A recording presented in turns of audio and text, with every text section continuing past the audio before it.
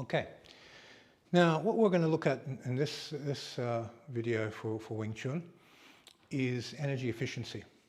When you have thrown a technique out, let's say a punch, you drop your body weight and you drop your body weight into the fascia, into elasticity, you generate a kinetic loading and you just fire that loading of energy out. After the energy has been expended, there's a residual energy there. And if we hit a target, a certain amount is going to stick and move through the target, a certain amount is going to bounce back into you. And we want that energy to load our fascia again. So energy goes out, energy pulls back. That pulling back energy, we want to practice taking different types of shapes with this pulling back energy. So I've already covered this briefly before, but we're just going to go into it a bit more detail. Now, we drop the body and we shoot the technique out. Now we get this reverberation where the hand comes back halfway between a normal guard position. So if I'm here, halfway point is there, and this is usually where the hand is going to come back to, halfway between front and back guard position in Wing Chun. This is the comfort area where the hand will move through. From this position, we're going to stretch into the different shapes. So you might go punch and go Tan Sao, you might go Gan Sao, might go Pak Sao, Til Sao, and a Bil Sao circling arm, and go through each of your shapes. So as you strike and get your hand position, let your arm act like a spring. So it's springy. Avoid going 1, 2. There's no elasticity in that, there's no energy efficiency, there's no absorption with a dead stick. But if it's an elastic spring, there's springiness. And that springiness, anything that touches it will absorb, and you can draw energy backwards and forwards, spin it, circulate it, any way that you want, according to your Wing Chun tradition. Now this course isn't designed for beginners, it's designed for teachers. People who've been training a long time, or at least done 1 year, they understand the framework of Wing Chun, and they're trying to bridge into an internal way of thinking, mechanically, energetically, and psychologically. So the three dantians, the mind, the energy feeling, and the body mechanics, these are all mechanical. Mind mechanics, feeling mechanics, and body mechanics. It's very, very important that as you learn these mechanical ideas, you implement them straight away. What are the body mechanics? You want to hollow your arch. You want to make sure hollowing your arch aligns your ankle. You want to make sure the toes are grabbing the ground. This is how you balance yourself when you walk down the street. Just walk and feel how your toes balance, and then amplify that feeling of balance. You want the five toes, the 2 balls, the blade, and the heel to all squeegee onto the ground and suck the ground like a suction cup. You want to make sure that your knee and femur is in line with your toes. Don't pin the knees in or out unless the feet are pointed in or out. You want the hip to be open and hanging down loosely. The tailbone drops down. Some people tuck forward, which puts their center on their upper quad. Now, if you lock forward, your center's in your quads and it's up on your upper leg, and the speed at which you can step is reduced, the speed at which you can lift your legs is reduced. But if your center of your tailbone is hanging down and your hips are open from that hanging, then you can move very fast and vibrate your weight. You can jump instantly. You can move at a high speed. So you can test any structure, how high can you vertically jump out of that structure, and says, is that a good structure or not? If you lock your tailbone forward, now how high can you jump? You can't. So how much energy can you extract out of gravity? Not much. It's locking. So you want to be in a position where everything's hanging, so it's just comfortable to jump.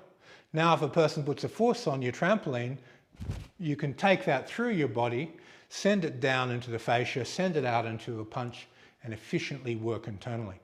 Super, super important to have this type of thinking. Your body is a complex series of springs.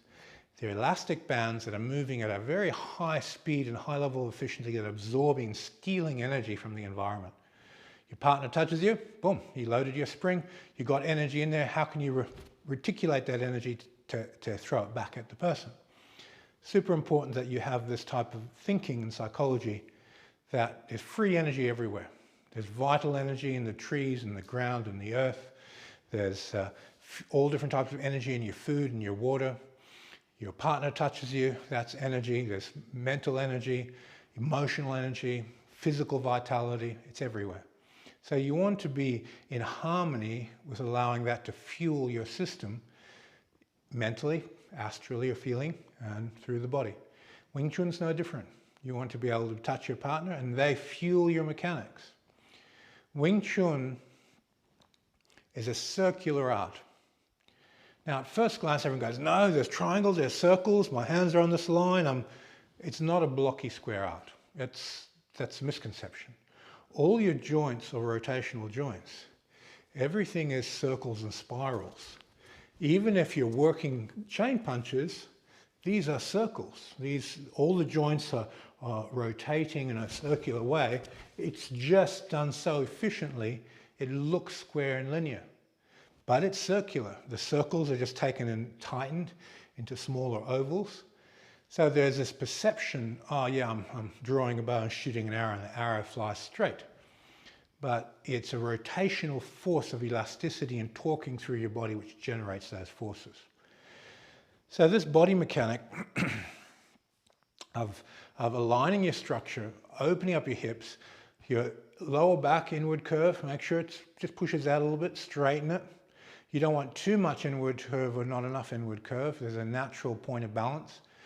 Go to the gym, pick up your body weight on a deadlift bar, set the bar so you only have to lift it 1 inch, and then play with your pelvic alignment forward and backward, up and down, and you'll find a point of power. You go, oh, that's where I feel really strong. That's your stance.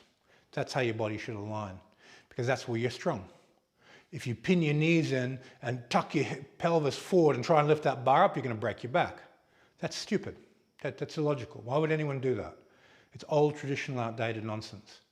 So you've got to go, where is my strongest place of power? My femur aligns with my feet. The 2 triangles of the leg are on the same plane.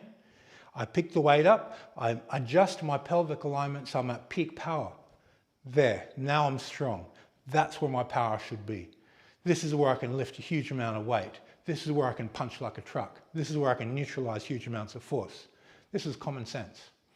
So common sense has to prevail first, and then use common sense to tune your body to the elasticity. Tune the power to the elasticity. And good sports science follows the fascia. It doesn't follow muscular contraction the way a lot of people think. It follows optimal alignment of the fascia. Now the fascia lines run straight through the muscles. So you just have to go, okay, they want to contract this way. Now we want to release through the whole body and stretch the whole body to produce these kinetic waves. So that's super important. You're tuning elasticity for Wing Chun. Wing Chun's power comes from dropping power. You drop and power comes out. You drop into the fascia. I'm 120 kilos. 120 kilos loads my body, loads the elasticity of my springs. And then I guide that power out through my hand, so 120 kilo arrives in my fist. Force is mass times acceleration. Mass, 120 kilos, times the speed at which my fist is moving. That's going to break something. Power comes out of understanding this formula. Because when you connect all your mass and you accelerate it, you make sure it remains connected, you get a lot of power. To test your mass connection, put your hands on a set of bathroom scales. Bathroom scales vertically on the wall. Just relax and stretch into your elasticity and see how much natural spring is there and how much powered spring is there. There's 2 states. The neutral state of just relaxing and stretching onto it, and then you really push the joints open to get more connected mass. This natural state and this peak state, these 2 numbers are important because every day you want to improve them. When someone says, whoa, you got a heavy bridge, and they go, well, I feel light as a feather, it's because their fascia has connected mass on it, but they're elastic, so they don't feel it. They're absorbing, they're doing the techniques at high speed, but the person who touches them, they feel a brick wall. And that brick wall is stealing all their energy and rebounding back on them. And this is how you should be approaching your training. So every posture, put it on a set of bathroom scales. Put your elbow on the bathroom scales, Velcro your bathroom scales on the wall, use an old analog spring type. Sink and stretch, sink and stretch, sink and stretch, sink and stretch, sink and stretch onto the bathroom scales. and write down your measurements every day. It's not a high intensity exercise, it's just a test. This is where I'm at. And then get your training partners to push on each one of those positions. They push on your elbow, you sink, and you give them a bounce. You relax underneath them, feel their base, and drop your body weight, give them a hop. And you build your fascia, build your connected mass. And your body will naturally, as it becomes more connected, move waves of mass through your body, through that elasticity. Guess what? Internal energy follows waves of mass through relaxation. When you bring your mass up and you relax it through the palms, through the elasticity, internal energy follows that. So you can train internally without even believing in chi. Just believe in relaxed kinetic waves of mass going through the fascia. That's all you need. It's actually a faster way of developing in the first year. Second year, different. Second year, your mind needs to develop very deep feelings to amplify these kinetic waves of mass. But in the first year, you can get very, very high growth rate up to a certain level because you're relaxing and just focusing on body mechanics. Second year, focus on feelings, and those feelings of chi amplify the body mechanics. It produces more waves of mass and energy because your feeling controls and regulates how you let go of muscle tension and reach your next high level of efficiency. So Qigong feelings, your feeling chi, is really feeling how to release the body to create kinetic waves of mass. This is important in your learning process. If you understand this, you can develop very, very quickly. Now, at a higher level, you're absorbing everything into the yi, into the mind intent. Person puts a force on you, you absorb it into your mind's relaxing into the fascia. So by getting your mind to occupy more space than the body, your own body, occupying the space of your partner, when they put a force on you, you're absorbing and welcoming that force into your fascia. You're dissolving the boundaries between you and them, so you're a unified whole. That means you can absorb force into the elasticity of your body much more easily. This is important, that you remove the boundaries between you and your opponent, or you and your training partner, so that you can fully absorb anything they have to give you. If I'm separate to you, I can't control and regulate you and take all your energy away from you when you throw it at me. But if I allow my mind to become your space, to become your feeling, to become the force you're sending at me, I'm allowing my fascia to own that energy. I'm now allowing the elasticity of my body to say, there's that energy, I'll take that, I'll redirect it, and I'll send it back. That's up to you what techniques and mechanics you can use to do that. So when you're training this internal process, pay a lot of attention to how force enters your body. Pay a lot of attention to what feeling you have to use to get it to release into your fascia. And what is the psychological state? What is your mind? What space are you occupying with your mind? Are you resisting your opponent, or are you just accepting their force into your fascia? These psychological, feeling and mechanical conditions are super important to your development. Next thing, I want you to journal everything. Take a journal, write down every new discovery, every new release, every new technique, and every new way of rebounding, of bouncing somebody. Bouncing is for developing fascia, not for bouncing. There's this misnomer in Tai Chi. I've got to bounce a person 6 meters. I've got to bounce a person 7, 8, 10 meters. No, you don't. Every time you bounce someone, your fascia thickens, strengthens, becomes more elastic. And if you were to throw a punch, that elasticity and kinetic energy would shorten and become very destructive and powerful. These long energies of rebounding force are purely for developing fascia. Yes, there's a small segment of people who work on martially, but that's not the objective. That's just a side effect. That's the power training aspect of Tai Chi, and Wing Chun can learn a lot from that fascia power training exercises for developing each of the movements.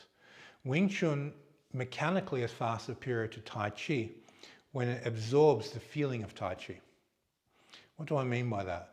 When you relax and release your muscles, open your joints and relax to become energy efficient, Wing Chun's delivery method is far more efficient than Tai Chi. Tai Chi have nonsense like this. And then they'll say, oh, it's for opening your chest, for opening your back, it's for opening the shoulders. No, it's outdated Kung Fu. It's old school stuff. Wing Chun, it's much more efficient. It's right straight down, remove the obstacles, take out the target, make it work. And this type of thinking of efficiency with Tai Chi's ability to release the body and develop the fascia, you put these two together, you have something amazing. You have something that's better than either one of those arts on their own. So the internal approach to Wing Chun is special. And it's the next step in evolution. When you look at masters like Sifu Sergio, he's gone and visited all the different Wing Chun masters and started taking time to become a lineage holder in Tai Chi. And you can see on his videos, his skill level went from there to there over a few years. By taking all the internals of Tai Chi, it changed his body. It changed his feeling, it changed his mind. And you can see it on his videos. He's now an internal master. Before, he was really good at Wing Chun.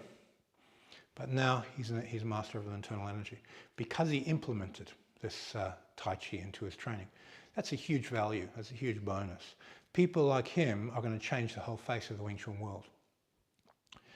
Okay, so as we develop the differences in psychology between athletic training and internal training, we want to get them to mesh. We don't want to be limp, wet spaghetti like a lot of Tai Chi people are. They try and relax, relax, relax. No. Relax into a stretch. Relax into your power. Relax into your fascia. Don't relax and become limp. If you're limp, if there's no tension there, Qi can't conduct, mass can't conduct, power can't conduct. This is why I like Wing Chun. Wing Chun by its nature, it's got a stretch. It's there on everything. The kinetic load is there. But people aren't relaxing from the muscle to the fascia. This is the weak point. They're stretching out into their shapes through the muscle.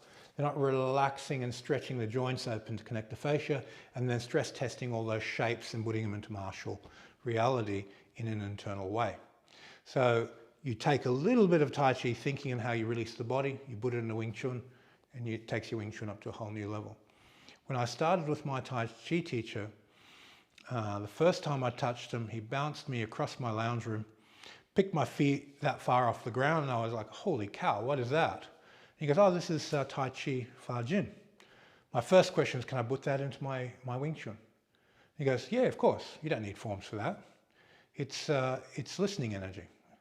It's a type of releasing, relaxing and sinking inside the body. It has nothing to do with the form. It has nothing to do with push hands. You just practice Fa Jin if you want to be good at Fa Jin. So that's exactly what we did. We just did Fa Jin, but we used all the push hands angles to train it. And then of course, within a few weeks, it was changing my Wing Chun. My Wing Chun started getting a lot more elastic and efficient. And a year down the track, I was bouncing people in my Wing Chun class accidentally, where I'd put my hands on them, pop, and they go for a pop, and I go, oh, my body is thinking on its own. Elasticity is doing its own thing. So implementing, but you need to train with a Tai Chi person who can put their hands on you and bounce you. If they can't do that, you're wasting your time. So my recommendation is, if you're lucky enough to have one person at City who can touch you and bounce you, do 1 or 2 sessions a week with that person, learn how to release your body. And once you learn how to release your body, your Wing Chun is going to go up. This is one strategy. The other strategy is just look at all my YouTube videos and be disciplined enough to train them, or jump on my Vimeo channel and Q&A with me, ask questions. I post videos as a reply to your questions and develop that way. Okay, so this internal path, we've looked at the body mechanics. There's no muscle contraction. There's fascia activation by relaxing